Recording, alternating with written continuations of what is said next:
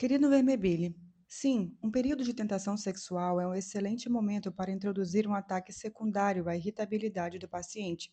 Pode até mesmo ser o ataque principal, contanto que ele perceba como secundário. Mas aqui, como em tudo o mais, você deve preparar o terreno para o seu ataque moral, obscurecendo o intelecto dele. Os homens não se enfurecem pela mera adversidade, e sim pela adversidade oriunda da ofensa. E perceber algo como ofensa depende de sentir que uma reivindicação legítima foi negada.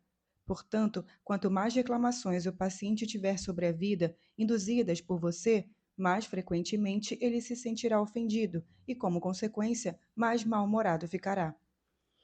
Bem, você já deve ter notado que nada o deixa mais facilmente furioso do que descobrir que um certo período de tempo, o qual julgava ter à sua disposição, foi inesperadamente tirado dele. É a visita inesperada ou a mulher tagarela do amigo, que podem deixá-lo irritado.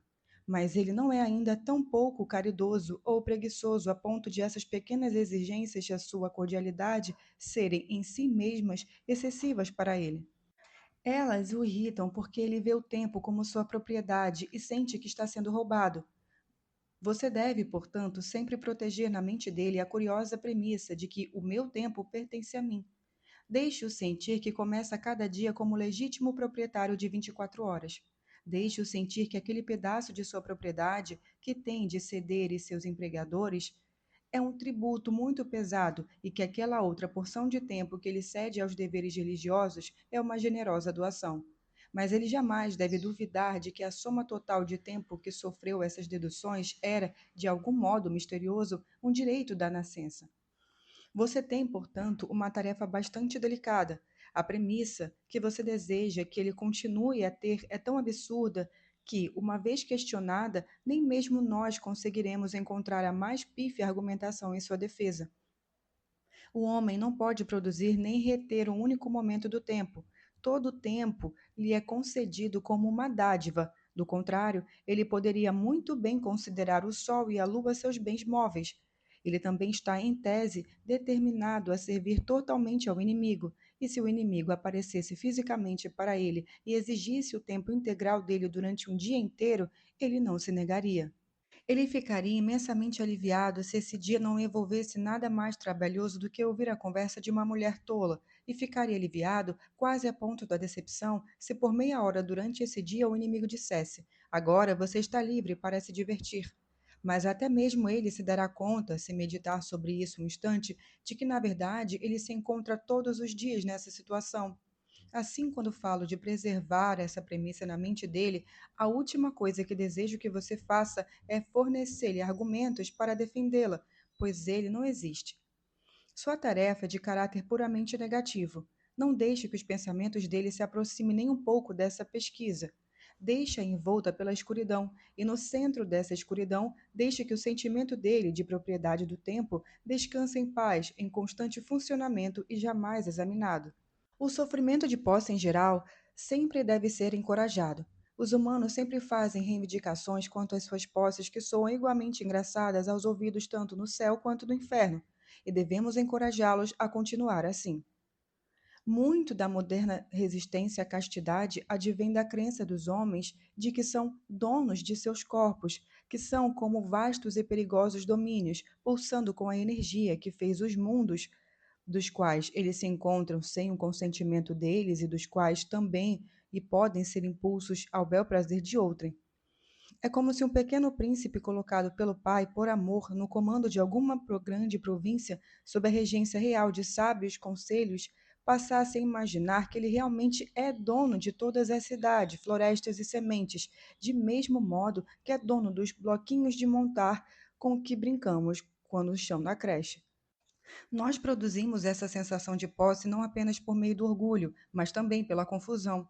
Nós ensinamos-lhes a não notar os diferentes sentidos do pronome possessivo, as sutis diferenças desde meus livros, passando por meu cachorro, meu empregado, minha mulher, meu pai, meu mestre e meu país, até mesmo meu Deus.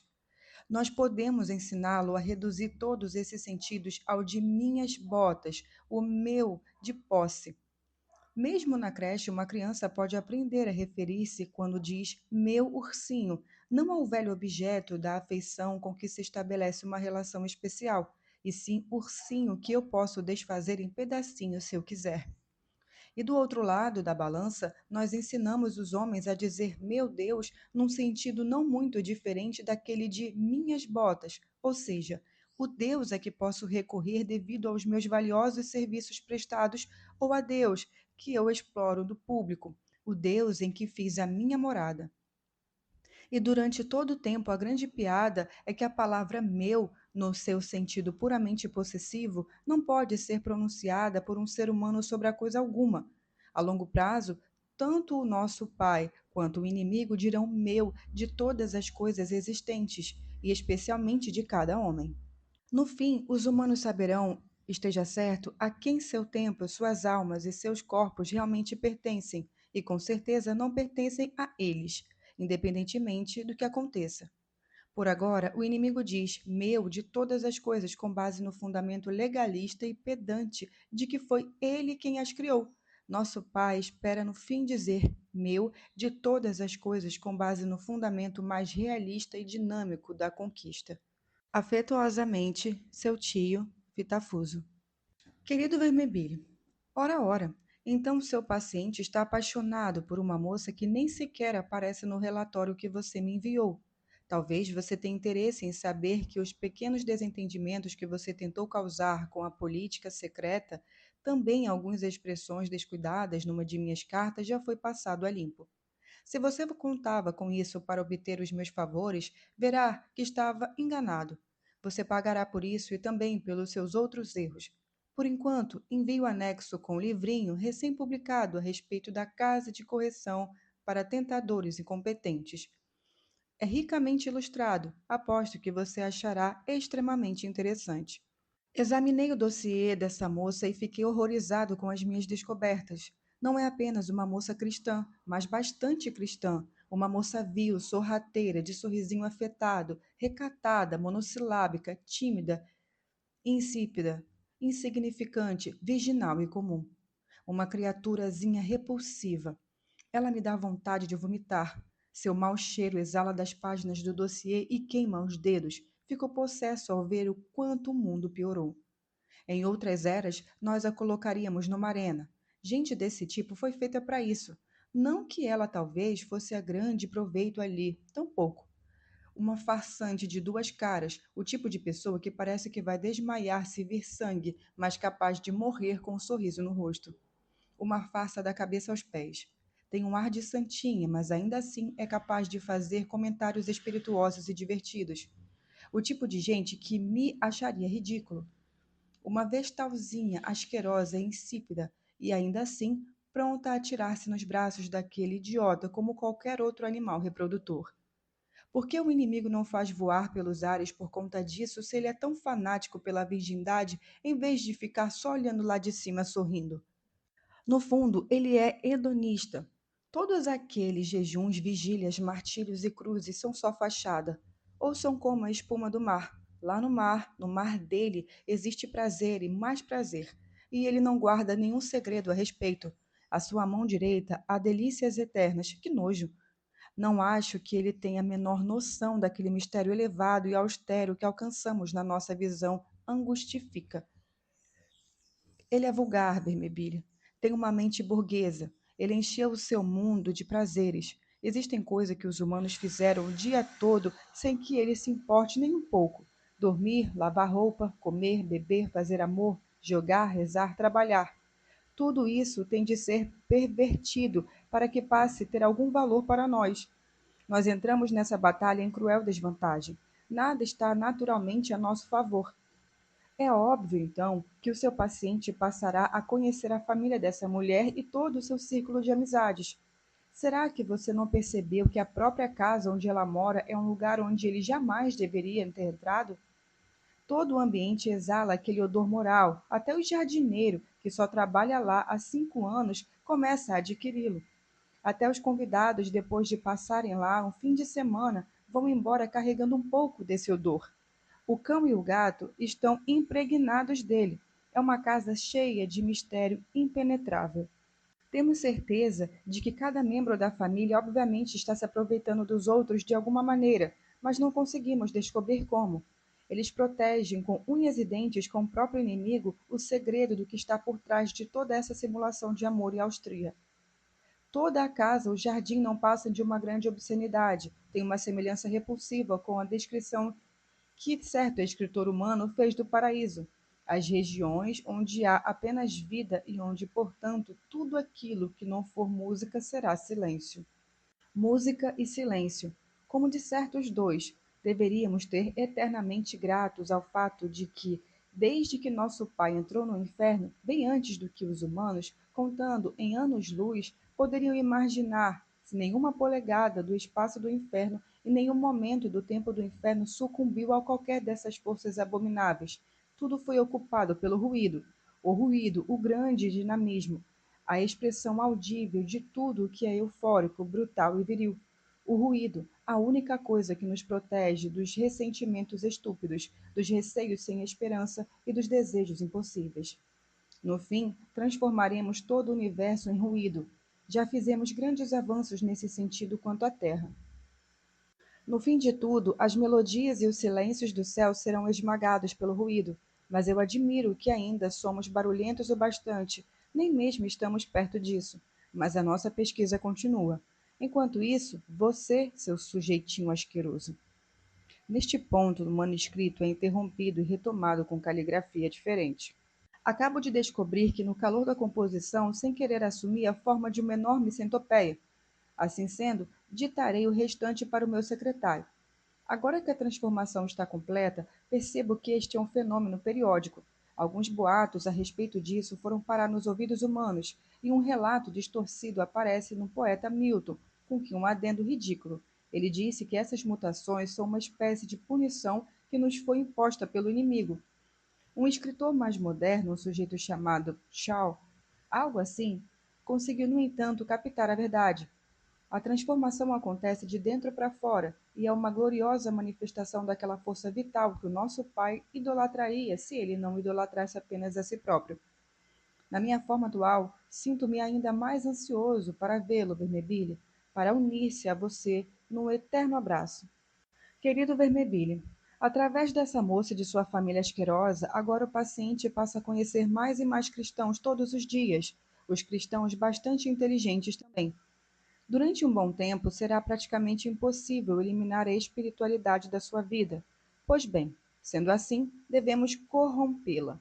Sem dúvida, você muitas vezes já se transformou no anjo de luz como mero exercício de exibicionismo. Agora é hora de fazer isso diante do inimigo. O mundo e a carne nos desapontaram, resta um terceiro poder, e a vitória que ele nos dá é a mais gloriosa de todas. No inferno, um santo corrompido, um fariseu, um inquisitor ou um mago é ainda melhor passatempo do que um simples tirano ou um libertino. Observando os nossos amigos do seu paciente, descubra que o ponto mais vulnerável dele ao ataque é a fronteira entre a teologia e a política. Vários de seus novos amigos estão bastante interessados nas implicações sociais da religião deles. Isso por si só é uma coisa ruim, mas podemos tirar proveito disso. Você perceberá que muitos escritores políticos cristãos pensam que o cristianismo começou a dar errado bem cedo, afastando-se da doutrina do seu fundador. Devemos fazer uso dessa ideia para encorajar mais uma vez o conceito de um Jesus histórico, que só será encontrado quando eles se livrarem dos acúmulos e perversões posteriores, para depois compará-lo em toda a tradição cristã. Na última geração de seres humanos, nós atingimos e conseguimos estimular uma interpretação do tal Jesus histórico em linhas mais liberais e humanitárias. Agora formulamos o novo Jesus históricos em linhas marxistas, catastróficas e revolucionárias. As vantagens dessas interpretações, que esperamos modificar a cada 30 anos mais ou menos, são inúmeras. Em primeiro lugar, todas tendem a direcionar a devoção dos homens para algo que não existe, pois cada Jesus histórico não existe na história. Os documentos dizem que o que dizem e não podem ser alterados. Cada novo Jesus histórico, portanto, tem de ser criado a partir desses documentos, suprimindo certos aspectos e exagerando outros, e também fazendo certas suposições. nas quais, na vida comum do dia a dia, ninguém apostaria nem 10 centavos, mas que são suficientes para produzir uma safra de novos Napoleões, novos Shakespeares ou novos Swifts na lista de novos títulos das editoras. Em segundo lugar, cada uma dessas interpretações confia a importância do seu Jesus histórico a alguma estranha teoria que supõe-se que ele tenha pregado. Ele tem de ser um grande homem, no sentido moderno da expressão, um homem no fim de uma linha de raciocínio centrífuga e desequilibrada, um excêntrico que vem de uma panaceia. Desse modo, conseguimos distrair a mente dos homens daquilo que ele é e daquilo que ele faz. Primeiro fazemos dele um simples mestre e depois escondemos a própria semelhança essencial que existe entre seus ensinamentos e aqueles de todos os outros grandes mestres morais. Pois não devemos permitir que os humanos percebam que todos os grandes moralistas são enviados pelo inimigo, não para informar os homens, e sim para relembrá-los, para restabelecer aquelas obviedades morais primordiais, apontando-se ao contínuo obscurecimento que fazemos delas. Nós criamos os sofistas, ele cria um Sócrates para responder a eles. E o nosso terceiro objetivo é destruir com essas interpretações a vida devocional. Substituímos a presença real do inimigo, experimentada pelos homens na prece e no sarcasmo, por uma figura pouco plausível, remota, obscura e esquisita, alguém que falava numa língua estranha e que morreu há muito tempo.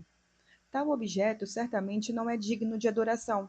Em vez do Criador adorado pela sua criatura, em breve você terá apenas um líder aplaudido por um partidário e, finalmente, um ilustre personagem aprovado por um historiador criterioso. E, em quarto lugar, além de não possuir uma base histórica para esse Jesus que descreve, esse tipo de religião prova-se também falsa em outros aspectos históricos. Nenhuma nação e pouquíssimas pessoas chegam até o inimigo pelo estudo histórico da mera biografia de Jesus. Na verdade, os fatos necessários para uma biografia completa foram ocultos dos homens. Os primeiros adeptos do cristianismo se converteram por causa de um único fato histórico e uma única doutrina teológica, que estava de acordo com o entendimento de pecados que eles já possuíam. Pecado deve se ressaltar, não algo baseado em alguma lei falsa apresentada como verdade ou novidade por algum grande homem, e sim na velha e corriqueira lei moral universal que lhes foi ensinada por suas mães e amas secas. Os evangelhos vieram mais tarde e foram escritos não para criar cristãos, e sim para edificar os cristãos já existentes. Portanto, devemos sempre promover o Jesus histórico, por mais perigoso que isso possa parecer para nós em certos momentos. Mas, quanto à ligação existente entre o cristianismo e a política, nossa posição é um pouco mais delicada. Obviamente, não desejamos que os homens permitam que o cristianismo domine sua vida política, porque estabelecer qualquer coisa parecida com uma sociedade realmente justa seria uma grande tragédia. Por outro lado, devemos desejar ardentemente que os homens tratem o cristianismo como meio para alcançar determinados fins, de preferência, é claro, como meio para benefício próprio, mas, se não conseguirem isso, como meio para qualquer coisa, mesmo que seja para a justiça social. Você deve fazer com que os homens primeiro vejam a justiça social como algo que o inimigo exige, e fazer com que eles depois cheguem ao estágio no qual dão valor ao cristianismo, porque ele pode gerar a justiça social, pois o inimigo não deseja ser usado como mera conveniência. Se assim fosse, os homens ou as nações que acreditam que devem restaurar a fé para criar uma sociedade justa poderiam muito bem utilizar o caminho que leva ao céu como um atalho para a farmácia mais próxima. Felizmente, é bem fácil seduzir os humanos e pensar assim. Hoje mesmo encontrei uma passagem na obra de um escritor cristão, na qual ele recomenda aos leitores a sua própria versão de cristianismo, argumentando que apenas essa fé pode sobreviver à morte das culturas antigas e ao nascimento de novas civilizações. Percebe a diferença? Creia em tudo isso não por ser algo verdadeiro, mas por outra razão. Esse é o jogo. Afetuosamente, seu tio Fitafuso. Querido Vermebile, estou trocando cartas com Cafonilho, nosso colega encarregado da jovem porque seu paciente está apaixonado e começo a perceber a brecha na sua armadura. É um pequeno e discreto defeito que ela partilha com quase todas as mulheres que foram criadas no círculo de pessoas inteligentes, unidas por uma crença claramente definida. Consiste na despreocupada premissa de que os que estão fora do grupo e não partilham dessa crença são, na verdade, bastante idiotas e ridículos. Os homens, acostumados a encontrar essas pessoas, não se sentem dessa forma. Sua autoconfiança, quando são autoconfiantes, é de outra natureza. A dela, que ela supõe ser consequência da fé, é, na verdade, consequência dos ares do ambiente que habita. De fato, não é muito diferente da convicção que ela sentiu aos 10 anos de idade de que tipo de faca de mesa usada em sua casa era do tipo mais apropriado, ou normal, ou o tipo certo, enquanto as facas da mesa das outras famílias não eram facas da mesa de verdade. O teor de ignorância e ingenuidade em tudo isso é tão imenso e o teor de orgulho espiritual tão pequeno que acabamos por ficar desesperançosos em relação à moça. Mas você já pensou em como pode usar isso para influenciar o seu paciente? É sempre o principiante quem exagera. O homem que ascendeu na sociedade é excessivamente requintado. O homem estudante é pedante. Em seu novo círculo de amigos, o seu paciente é apenas um principiante. Diariamente ele está lá, precisando uma vida cristã de uma qualidade que ele jamais imaginou ser possível, e vê tudo através de lentes cor-de-rosa, pois está apaixonado. Está ansioso para imitar essa qualidade. Será que você conseguiria fazê-lo imitar o tal defeito de sua amada e exagerá-lo até o ponto em que aquilo que é apenas venial nela torne-se nele o mais forte e mais belo de todos os defeitos? O orgulho espiritual? As condições parecem bastante favoráveis. O novo círculo de amizade é um grupo do qual ele está tentando a se orgulhar por outras razões além do cristianismo. Ele jamais encontrou pessoas tão educadas, inteligentes e agradáveis. Ele também está um tanto equivocado quanto à sua posição dentro desse círculo. Sobre a influência do amor, ele talvez ainda pense que é indigno da moça, mas rapidamente deixa de pensar em si mesmo como indigno dos outros. Ele não tem nenhuma noção do quanto lhe fazem concessões porque são caridosos e do quanto o aceitam de modo resignado porque agora ele é um membro da família. Ele nem sequer sonha que eles veem grande parte de suas conversas e suas opiniões apenas como meros ecos da conversa e das opiniões deles mesmos. Ele suspeita ainda menos de que o prazer que tem na companhia dessas pessoas deve-se, para ele, a uma espécie de intensificação erótica que a moça espalha ao seu redor. Ele acha que aprecia a conversação e o modo de vida deles devido a alguma semelhança entre o seu estado espiritual e o deles, mas, na verdade, eles estão tão mais adiantados do que ele que, se ele não estivesse apaixonado, se sentiria apenas confuso e enojado com muito daquilo que agora aceita. Ele se assemelha a um cão que imagina entender de armas de fogo apenas porque seu instinto de caça e seu amor pelo dono possibilitam que ele aprecie uma caçada. Aí está a sua chance.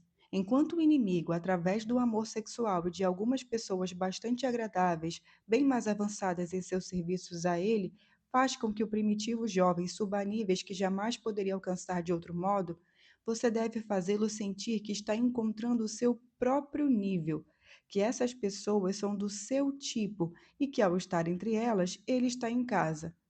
Quando ele se despedir deles e se defrontar com outras pessoas, ele as achará tolas, em parte porque quase todos os grupos sociais a seu alcance são, na verdade, bem menos divertidos, mas ainda mais porque sentirá falta do encantamento proporcionado pela moça.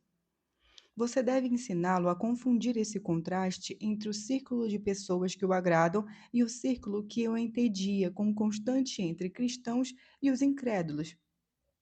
Ele deve sentir o quanto nós cristãos somos diferentes, e nós cristãos, para ele, na verdade, deve significar o meu grupo. E quando ele disser o meu grupo, isso não deverá significar as pessoas que acolheram devido à sua caridade e humildade, e sim as pessoas com quem por direito eu posso e me associo. O sucesso aqui depende do quanto você o confunde. Se você tentar fazer com que ele sinta um orgulho explícito e declarado por ser cristão, deverá grandes chances de fracassar. Ele conhece muito bem as advertências do inimigo. Se, por outro lado, você abandonar completamente a ideia de nós cristãos, e simplesmente deixá-lo ser complacente a respeito do seu novo grupo, você será capaz de criar não um verdadeiro orgulho espiritual, e sim a mera vaidade social, a qual, em comparação, é uma bagatela, um pecadozinho de nada. O que você quer é deixar que ele faça elogios a si mesmo em todos os seus pensamentos e jamais permitir que ele levante a seguinte questão: mas pelo que exatamente eu estou me congratulando?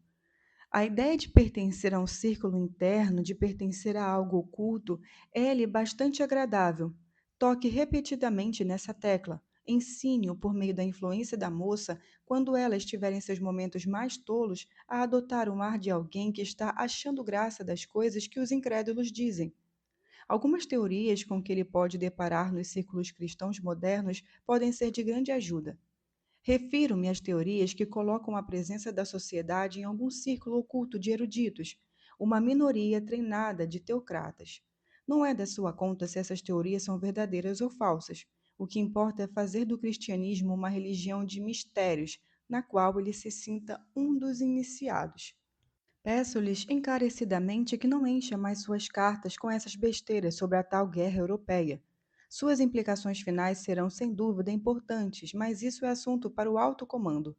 Eu não estou nem um pouco interessado em saber quantas pessoas na Inglaterra morreram devido às bombas. Se eu quiser saber em que estado de espírito morreram, consulto os arquivos do lado de cá. Que elas iriam morrer algum dia, eu já sabia. Por favor, concentre-se no seu trabalho. Afetuosamente, seu tio Fitafuso. Querido Vermelho, o verdadeiro problema dessas pessoas com quem o seu paciente está convivendo é que elas são simplesmente cristãs. Todas possuem seus interesses particulares, é claro, mas o laço que as une continua a ser o cristianismo. O que nós desejamos, se não houver mesmo jeito e os homens tiverem de tornar-se cristãos, é mantê-los no estado de espírito que eu chamo de cristianismo e alguma outra coisa. Você sabe, cristianismo e a crise, cristianismo e a nova psicologia, cristianismo e a nova ordem, cristianismo e a cura pela fé, cristianismo e pesquisa psíquica, cristianismo e vegetarianismo, cristianismo e a reforma ortográfica. Se não houver sido ou saída a eles se tornarem cristãos, deixe-os aos meros serem cristãos com um diferencial. Substitua a fé em si por alguma moda como o colorido cristão. Faça com que tenham horror da mesa e da mesma coisa de sempre. O horror pela mesma coisa de sempre é uma das mais preciosas paixões que incutimos no coração humano, uma fonte infinita de heresias na religião, de conselhos estúpidos, de infelicidade conjugal e de inconstância nas amizades. Os humanos vivem dentro do tempo e vivenciam a realidade numa sucessão de eventos. Para experimentar o suficiente dessa realidade, portanto, eles precisam ter experiências com várias coisas diferentes. Em outras palavras, eles precisam passar por mudanças. E já precisam de mudanças, o inimigo fez com que elas fossem para eles algo prazeroso, assim como fez o ato de alimentar-se do prazer. Mas como ele não deseja que eles façam da mudança, como do ato de comer, um fim em si, ele contrabalançou neles o próprio amor pela mudança com o amor pela permanência. Ele conseguiu satisfazer ambos os gostos no próprio mundo que ele criou, através da união da mudança e permanência, que achamos de ritmo. Os inimigos lhe dão as estações. Cada estação é diferente e ainda assim igual todos os anos, de tal modo que a primavera sempre parece uma novidade e ainda assim é percebida como uma rejeição de um tempo e de um tema imemorial. Ele lhes dá à sua igreja o ano litúrgico, porém sair de uma época de jejum e entrar em outra de banquetes, mas serão os mesmos banquetes do ano anterior. Bem, assim como nós exageramos o prazer da comida para induzir a gula, da mesma maneira deturpamos o prazer proporcionado pela mudança para transformá-lo em uma necessidade de novidades absolutas. Essa necessidade é a criação exclusivamente nossa. Se negligenciarmos esse nosso trabalho, os homens não apenas ficarão satisfeitos, como se sentirão arrebentados e arrebatados pela mistura de novidade e familiaridade dos flocos de neve no inverno deste ano, do nascer do sol desta manhã e do pudim deste Natal. As crianças, pelo menos até que nós finalmente possamos intervir em sua educação, ficarão sempre satisfeitas com uma periódica rodada de brincadeiras, no qual o jogo de bola de gude dá lugar à amarelinha com a mesma regularidade com que o verão dá lugar ao outono. Apenas através de nossos esforços contínuos é que nós conseguimos manter viva essa necessidade de mudança infinita ou arrítmica. Sob vários aspectos, essa necessidade é de grande valor. Em primeiro lugar, ela diminui o prazer ao mesmo tempo que aumenta o desejo. O prazer proporcionado pela novidade está, por sua própria natureza, mais sujeito do que qualquer outro à lei do retorno decrescente. Além disso, a novidade contínua custa dinheiro. Então, o desejo pela novidade resulta em avareza, ou infelicidade, ou em ambas. E novamente, quanto mais ganancioso for esse desejo, mais cedo irá se cansar de todas as incorrentes fontes de prazer, e mais cedo passará aquelas que são proibidas pelo inimigo. Assim, recentemente, ao extraordinário e ao exacerbarmos o horror pela mesma coisa de sempre, fizemos com que a arte, por exemplo, fosse menos prejudicial para nós do que talvez jamais tenha sido. Os artistas de pelo e apelo mais popular e os de apelo mais refinados são arrastados diariamente para os revigorantes excessos da lascividade, da insensatez, da crueldade e do orgulho. E, finalmente, o desejo pela novidade é indispensável se quisermos fabricar modas ou tendências. A grande utilidade das modas no pensamento é distrair a atenção dos homens, tirando-a dos verdadeiros perigos. Direcionamos as reivindicações da moda de cada geração para ir contra aqueles defeitos que ela menos ocorre o risco de contrair, e fazemos com que eles aprovem a virtude mais próxima do defeito que tentamos tornar idêntico. A brincadeira é fazer com que todos corram feito baratas tontas com extintores de incêndio sempre que houver um dilúvio, e que fiquem todos amontoados do lado do barco cuja armadura já esteja quase inteira dentro d'água. Assim conseguimos fazer com que esteja na moda expor os perigos do entusiasmo excessivo na mesma época em que todos, na verdade, estão se tornando mundanos e indiferentes. Um século depois, quando, graças a nós, todos estiverem cheios de desespero e ironia, alabaiam, bêbados de emoção e reivindicação da moda, será contra os perigos da mera compreensão. As eras cruéis resguardam-se contra aquilo que é sentimental, e as eras apáticas e ociosas contra aquilo que é honroso, e as eras lascíveis contra o puritanismo. E sempre que os homens, na verdade, estiverem rapidamente tornando-se escravos ou tiranos, nós faremos do liberalismo o principal fantasma a ser temido. Mas a maior vitória de todas é elevar esse horror pela mesma coisa de sempre ao nível de uma filosofia, de tal forma que o absurdo intelectual possa reforçar a corrupção da força de vontade. É aí que a natureza em geral, evolucionista ou histórica do pensamento europeu moderno, em parte obra nossa, mostra-se tão útil. O inimigo adora obviedades. Até onde vejo, ele quer que os homens, quando deparam com uma certa linha de ação, façam perguntas bem simples. Isto é correto? É possível? Mas, se conseguimos fazer com que os homens perguntem: isto está de acordo com as ideias gerais do nosso tempo? É algo voltado para o futuro ou algo reacionário? É para essa direção que a história caminha. Eles acabarão por desprezar as perguntas relevantes, e as perguntas que eles realmente fazem, obviamente, não têm resposta, pois eles não sabem como será o futuro, e o que ele reserva depende em grande parte exatamente dessas escolhas que os homens querem fazer com a ajuda do futuro.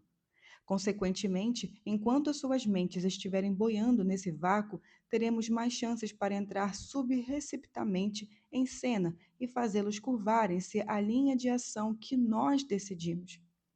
Há muito tempo, eles tinham consciência de que algumas mudanças vinham para o bem, outras para o mal, enquanto outras não faziam diferença. Conseguimos eliminar esse conhecimento quase totalmente. Substituímos o adjetivo descritivo imutável pelo adjetivo emocional estagnado. Nós lhes ensinamos a pensar no futuro como uma terra prometida reservada aos heróis privilegiados, não algo que todos alcançam na velocidade de 60 minutos por hora, independentemente do que façam e de que quem sejam. Afetuosamente, seu tio Fitafuso. Querido Vermelho, sim, o namoro é a época ideal para plantar aquelas sementinhas que daqui a 10 anos darão os frutos do ódio doméstico. Podemos induzir os humanos a confundir as consequências do encanto produzido pelo desejo não satisfeito com os resultados da caridade. Aproveite-se de ambiguidade da palavra amor. Deixe-os pensar que foi por causa do amor que se resolveram seus problemas, quando, na verdade, nada fizeram além de evitá-los e postergá-los sob a influência do encantamento. Enquanto esse estado de coisas durar, você terá a chance de secretamente piorar os problemas e transformá-los em problemas crônicos. O grande empecilho é a abnegação. Mais uma vez, chamo a sua atenção para o admirável trabalho desenvolvido por nosso departamento filológico, pois substituir a caridade positiva do inimigo pela abnegação negativa. Graças a isso, você pode, desde o início, ensinar o homem a renunciar a coisas boas, não em nome da felicidade de terceiros, e sim para que ele possa ser altruísta ao renunciar a elas. Isso é uma grande vantagem. Outra coisa de grande ajuda quando as partes envolvidas são um homem e uma mulher é a divergência de opinião, obra nossa, que ambos possuem sobre a abnegação. Para uma mulher, abnegação significa principalmente preocupar-se com os outros. Para um homem, significa não criar problemas para os outros. Consequentemente, uma mulher que já estiver no estágio avançado de serviços prestados ao inimigo será muito mais inconveniente e irritante do que qualquer homem, exceto aqueles que nosso pai já dominou completamente. E por outro lado, um homem terá de passar ainda por um bom tempo ao lado do inimigo antes de agir espontaneamente para agradar os outros, do mesmo modo que uma mulher o faz em seu dia a dia.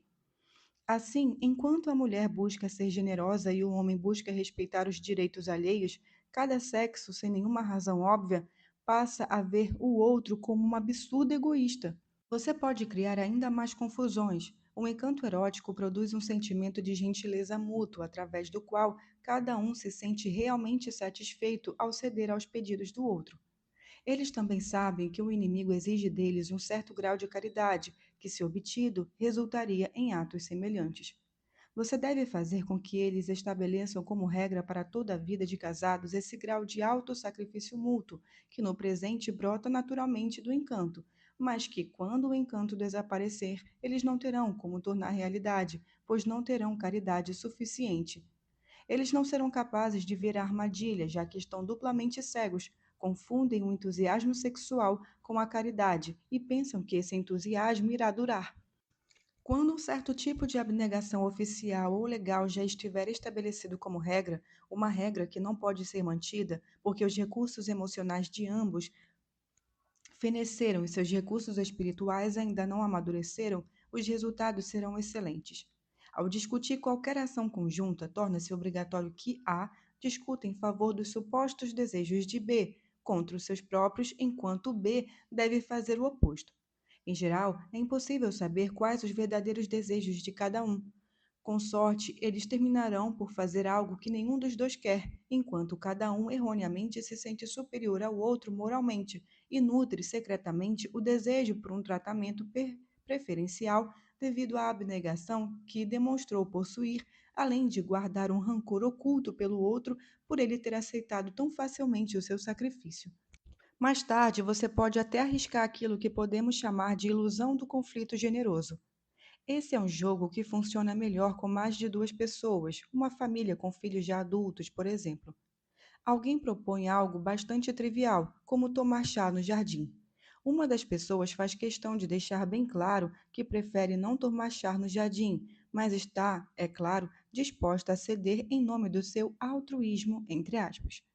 Os outros instantaneamente desistem da proposta, aparentemente por causa do seu próprio altruísmo, mas na verdade porque não querem ser usados como receptáculo onde a primeira pessoa despeja seus insignificantes rompantes de abnegação. Mas ela também não aceita ser dissuadida de sua orgia altruística. Ela insiste em fazer o que os outros querem. Os outros insistem em fazer o que ela quer. Logo, os ânimos ficam acirrados. Logo, alguém dirá: então pronto, não vou tomar chá coisa nenhuma. E segue-se uma verdadeira briga cheia de ressentimentos de ambos os lados. Percebe que a coisa funciona? Se cada lado estivesse lutando abertamente por aquilo que realmente deseja, todos teriam permanecido dentro das fronteiras da razão e da gentileza. Mas precisamente porque a discórdia foi invertida e cada lado está lutando no seu outro lado, Toda a amargura que flui no sentimento de superioridade moral frustrado, de teimosia e dos rancores acumulados ao longo de anos acaba ficando oculta de todas por essa abnegação nominal ou oficial, ou, no mínimo, usa a abnegação como desculpa. Portanto, cada lado está bastante alerta à mesquinharia de abnegação do adversário, bem como à falsa posição que ela os obriga a assumir. Mas ainda assim, cada um é capaz de pensar que não tem culpa de nada e que está sendo manipulado, com toda a desonestidade natural a um ser humano. Um humano bastante sensato certa vez disse: se as pessoas soubessem o quanto a abnegação provoca mal-estar, poucos padres a reconheceriam em seus sermões. E também disse: ela é aquele tipo de mulher que vive para os outros, dá para notar pela expressão assustada que ela tem. Você pode dar início a tudo isso no próprio período em que corteja e que correja o outro. Um pouco de verdadeiro egoísmo da parte do seu paciente em geral é menos eficaz para assegurar a sua alma a longo prazo do que aquele egoísmo intrincado e constrangido que ele sente inicialmente, algo que um belo dia poderá transformar-se no seu acabo de descrever. Você já pode começar a introduzir sorrateiramente um certo grau de falsidade de ambas as partes, um certo sentimento de surpresa se a moça nem sempre notar o que ele está sendo altruísta. Faça tudo isso e, acima de tudo, não deixe que os jovens tolos percebam. Se perceberem, estarão prestes a descobrir que o amor não é o bastante, que é necessário ter uma caridade que ainda não possuem e que nenhuma lei externa pode ocupar o seu lugar. Eu só queria que Cafoníloco fizesse alguma coisa para sabotar o senso de ridículo da jovem. Afetuosamente seu tio, Fitafuso. Querido Vermebile, parece-me que você não está indo muito bem. Usar o amor dele para impedi-lo de pensar no inimigo é claro, uma medida óbvia a se tomar.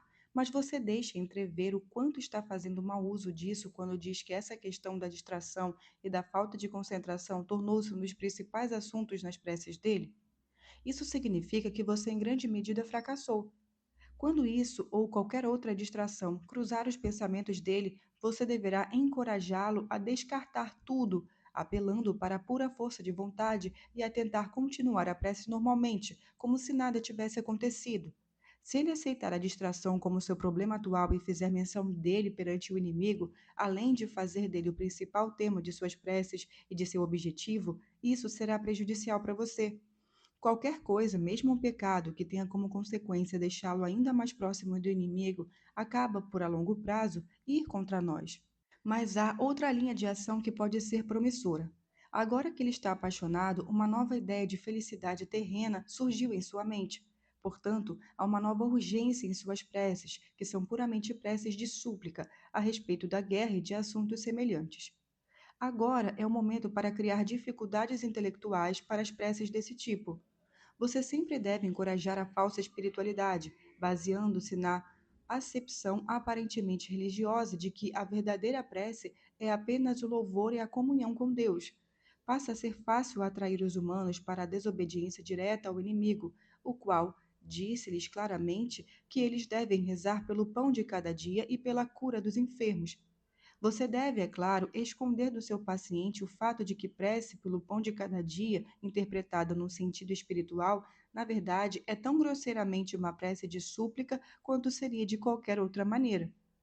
Mas já que o paciente contraiu o terrível hábito da obediência, ele provavelmente continuará com as tais preces rudimentares, independentemente do que você fizer. Você pode, no entanto, fazê-lo pensar por meio da desconfiança constante, que esta prática é absurda e que não pode ter resultados objetivos. Não se esqueça de usar o argumento do tipo, cara ou coroa. Se aquilo por que ele reza não acontece, então isso é mais uma prova de que as preces que envolvem pedidos não funcionam. Se isso acontecer, ele será capaz, obviamente, de perceber algumas das causas físicas que levaram a isso e concluirá que teria acontecido do mesmo jeito. Assim, uma prece que consegue o que deseja torna-se prova de que ela é tão ineficaz quanto uma prece que não alcança o seu objetivo. Você, sendo um espírito, achará difícil entender como ele pode se deixar levar por essa confusão toda. Mas lembre-se de que ele dá como certo que o tempo é a realidade suprema. Ele supõe que o inimigo, assim como ele próprio, vê certas coisas como presente, lembra-se de outras como o passado e antecipa outras mais como o futuro. Ou mesmo que ele acredite que o inimigo não vê as coisas desse modo, ainda assim, bem no fundo, ele acredita que isso é apenas uma peculiaridade do modo de percepção do inimigo. Ele não acredita realmente que as coisas são como o inimigo as vê.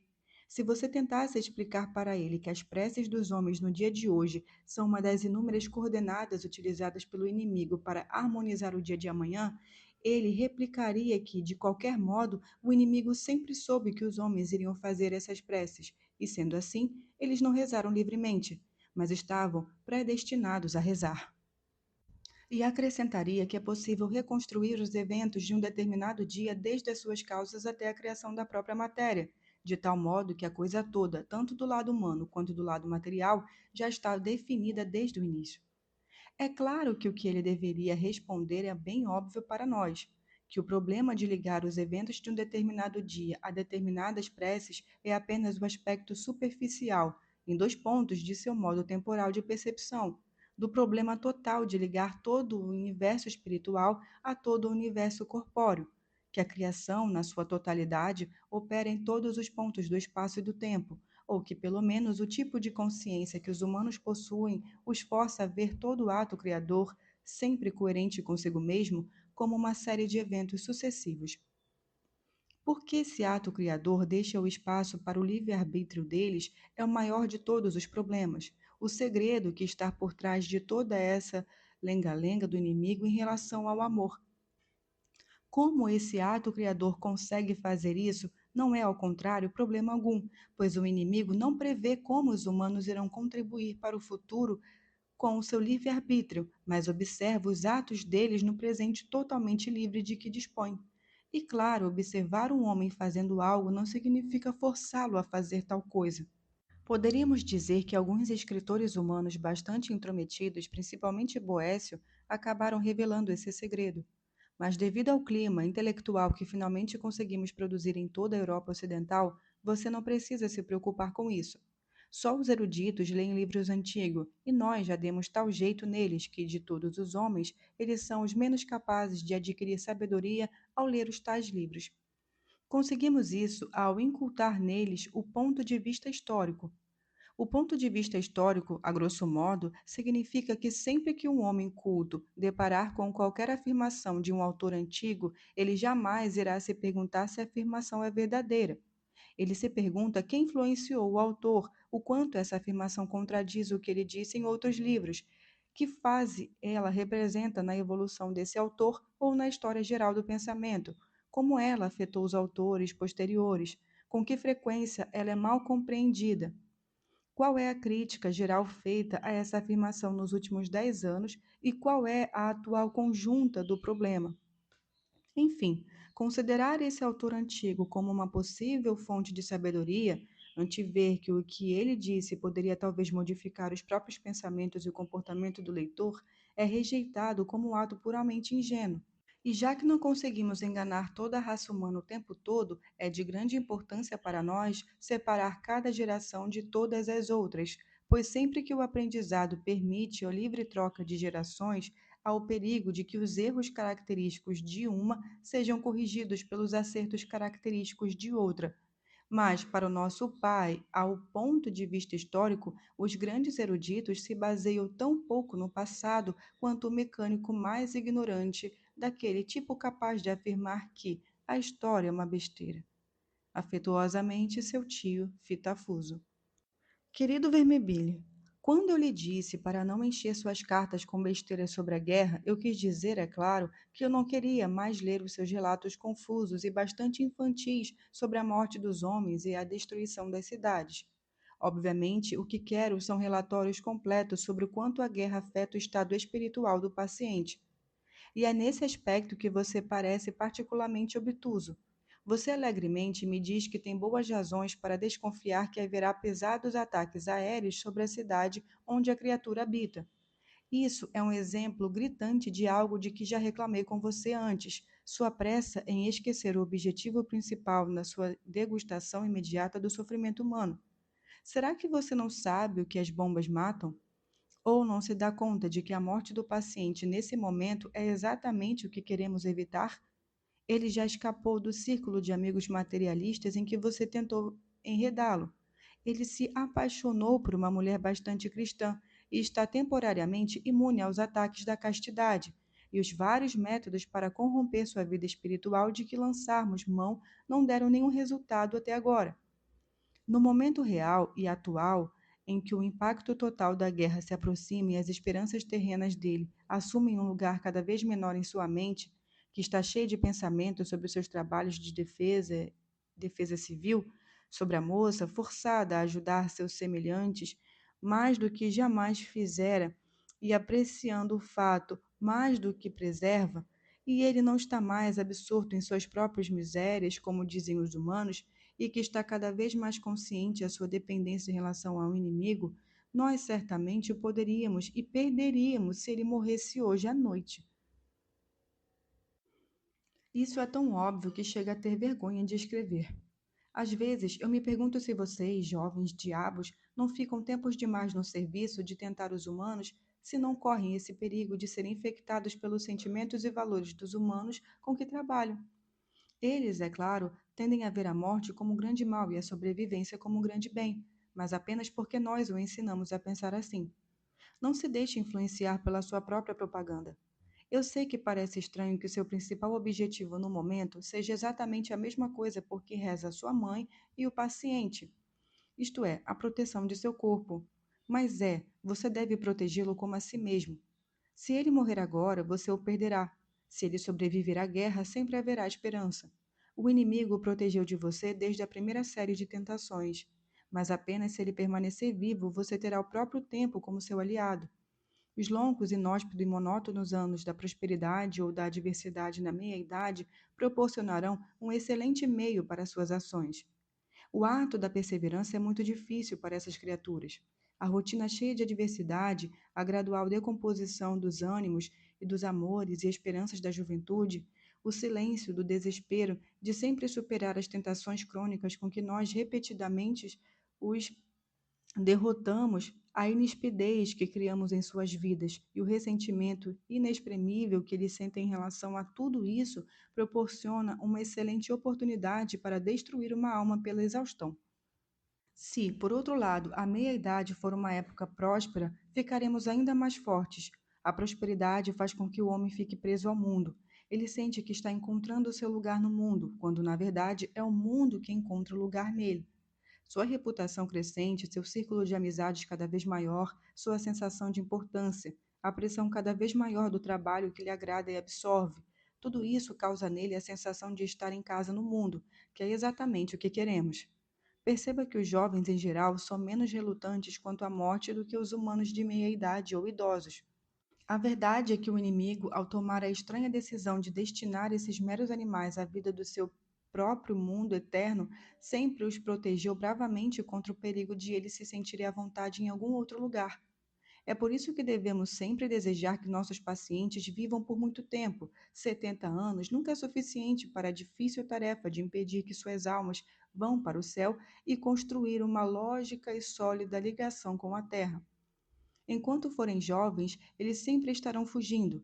Mesmo se nós tramamos algo para mantê-los sempre longe da religião, os ventos imprevisíveis da fantasia, da música e da poesia, o simples rosto de uma menina, a canção de um pássaro ou a visão do horizonte sempre acabarão estragando os nossos planos.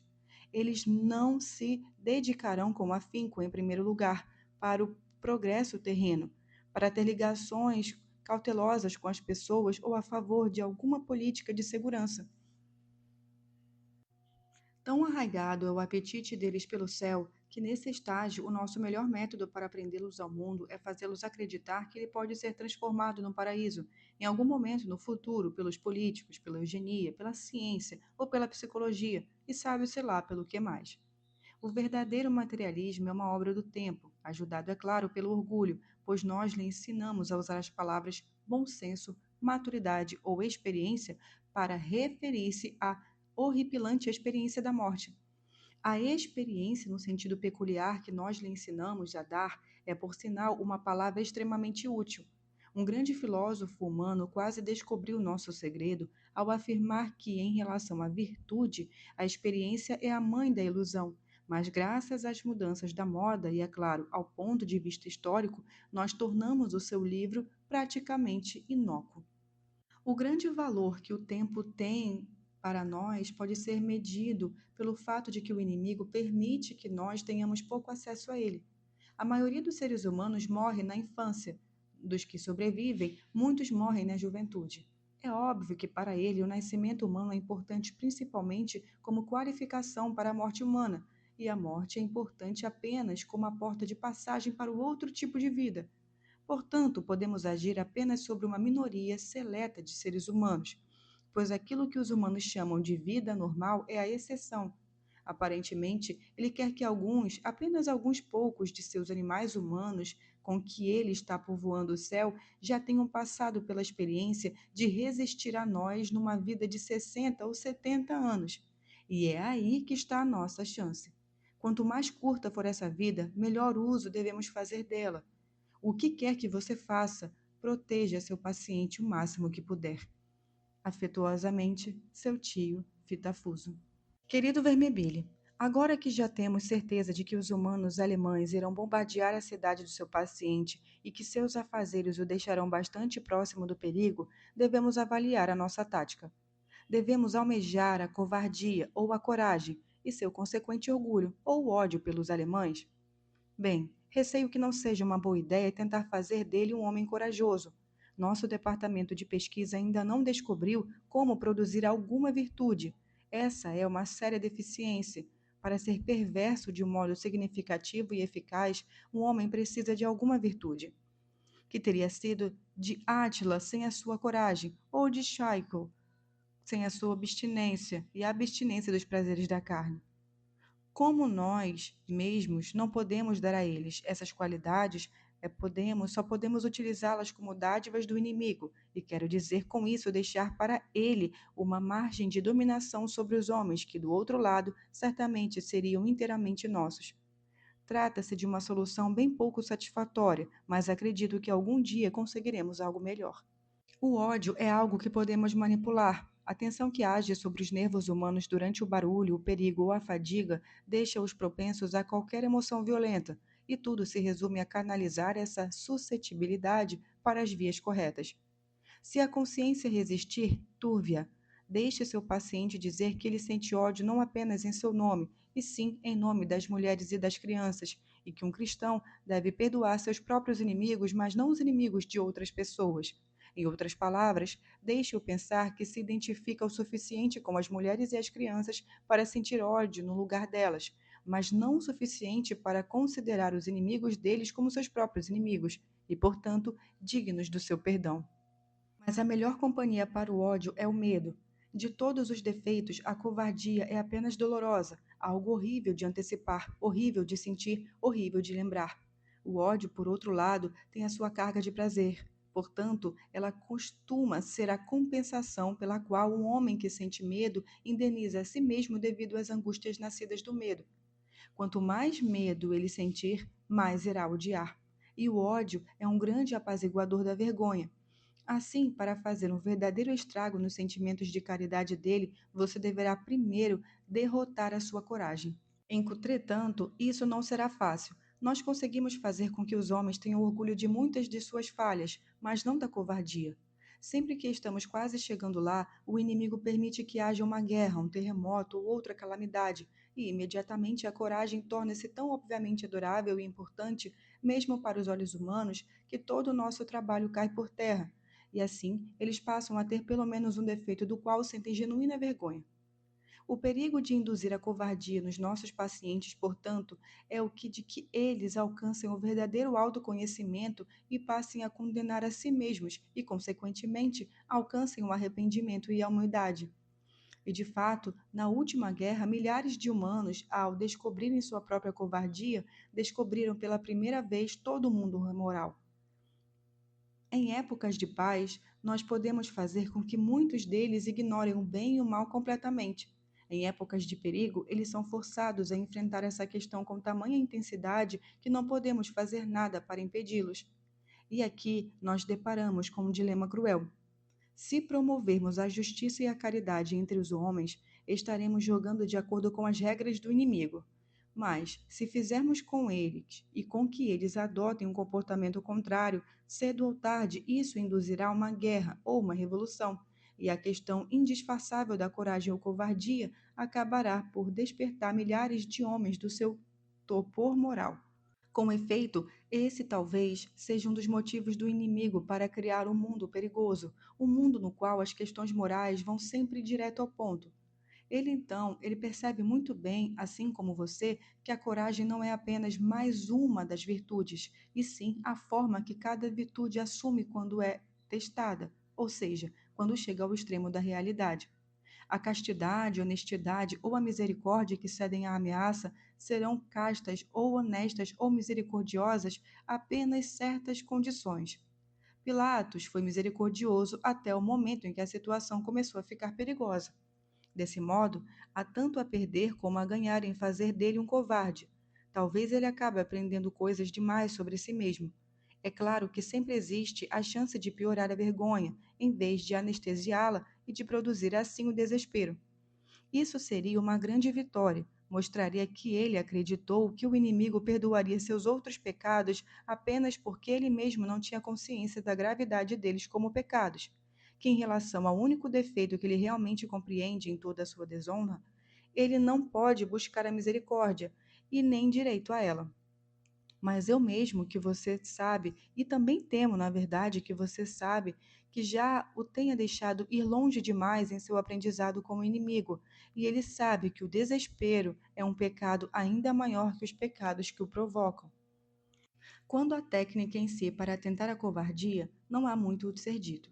O ponto principal é que as precauções tendem a aumentar o medo. As precauções impostas publicamente a seu paciente, no entanto, logo tornam-se rotina e esse efeito do medo desaparece. Você precisa fazer com que ele continue a ter uma vaga ideia, dentro do campo dos deveres, sobre todas as coisas que ele pode e não pode fazer que parecem deixá-lo um pouco mais seguro.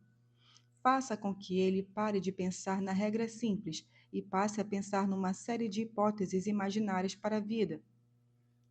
Você pode despertar superstições, tomando cuidado para que ele não as reconheça como tais. O ideal é fazê-lo sentir que ele recorrer a algo além do inimigo e da coragem que o inimigo lhe dá, de tal modo que aquilo que inicialmente era um compromisso total para com seus deveres passe a ficar cheio de pequenas restrições inconscientes.